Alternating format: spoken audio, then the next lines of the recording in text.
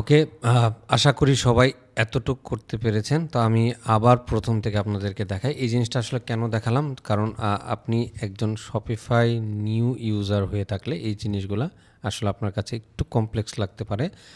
যার জন্য আমি বারবার প্রথম থেকে দেখাচ্ছি। তো আমি এই ট্যাবটা কেটে দিই। আমরা আবার Shopify পার্টনার লিখে সার্চ করলাম। খেয়াল করবেন এটা কেন লিখে সার্চ করলাম? কারণ আমরা পার্টনারে ফ্রিতে ব্যবহার করব। আমি এখানে ক্লিক করলাম।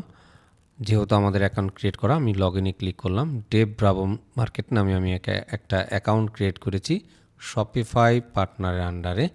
এই হচ্ছে আমরা partner.com-এ আসলাম এবং এটা ড্যাশবোর্ড। আমরা স্টোরসে যাব। স্টোরসে আমরা কেন যাব? কারণ এইখানে আমাদের একটা স্টোর আমরা সেট করব। তো এইখানে আমরা একটা স্টোর সেট করেছিলাম ক্রিয়েট ডেভেলপমেন্ট স্টোর নামে।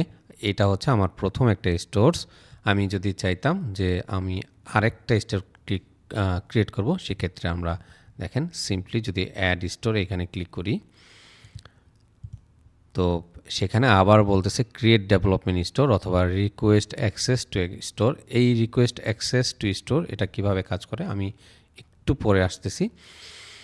তার আগে আমরা চলেন ক্রিয়েট ডেভেলপমেন্ট স্টোর এইখানে যদি ক্লিক করি তাহলে কি হবে? আমি নতুন একটা ট্যাবে ওপেন করলাম, কন্ট্রোল চেপে এখানে ক্লিক করলাম, অথবা আপনারা চাইলে এইভাবে মাউসের রাইট সাইডে ক্লিক করে এইবার এরকম দিলেই চলে আসবে। হ্যাঁ, তো সেটা কি আসবে? বলতেছে ক্রিয়েট স্টোর ফর ক্লায়েন্ট।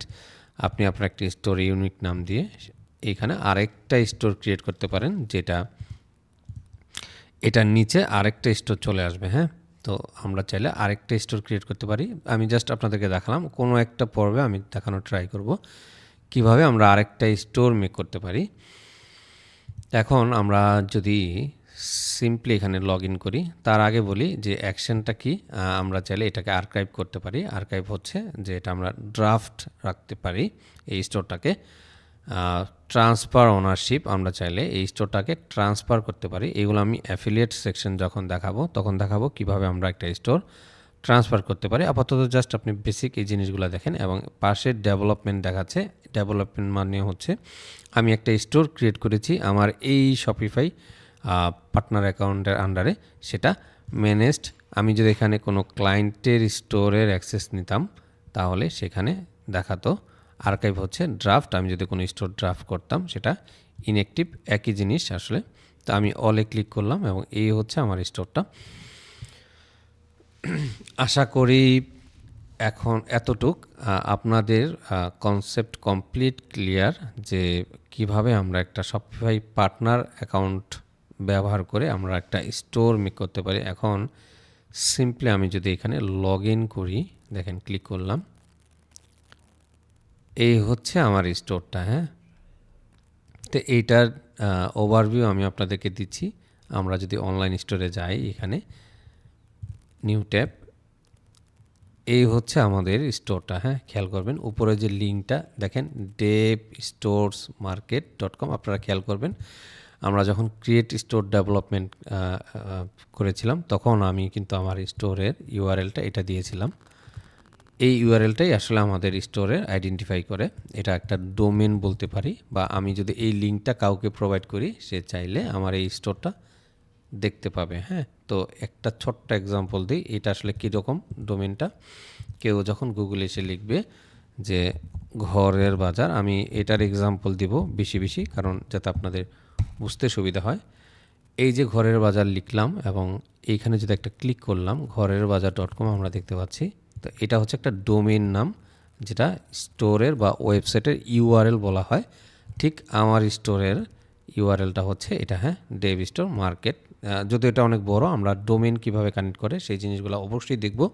আমি কিভাবে প্রিমিয়াম শপিফাই ব্যবহার করি সেই ভিডিওটা, এই ভিডিওটার আগেই অবশ্যই একটা ভিডিও থাকবে কমপ্লিট, যে কিভাবে আমরা প্ল্যান থেকে শুরু করে ডোমেন কানেক্ট করতে পারি এভরিথিং, এবং এটার সাথেও কিভাবে ডোমেন কানেক্ট করে সেই জিনিসটা আমরা আসলে পরবর্তীতে দেখব। তো এই হচ্ছে ইউআরএল এর বিষয়টা। এবং আমরা যদি ব্যাকএন্ডে আবার আসার পরে আমরা আমাদের ছোট্ট আরেকটি কাজ আছে, আমি এই ট্যাবগুলি কেটে দেই এবং আমরা যদি টিমের এখানে আসি, খেয়াল করবেন আমরা এখন shopify.com পার্টনারের আন্ডারে আছি। হ্যাঁ, আমরা যদি আবার প্রথম থেকে আসি, তো আমরা কিন্তু আমাদের স্টোরে ভিজিট করি নাই, আমরা এইখানে আছি। তো টিম থেকে আমরা অ্যাক্সেস নিতে পারি। সেটিংসে যাব।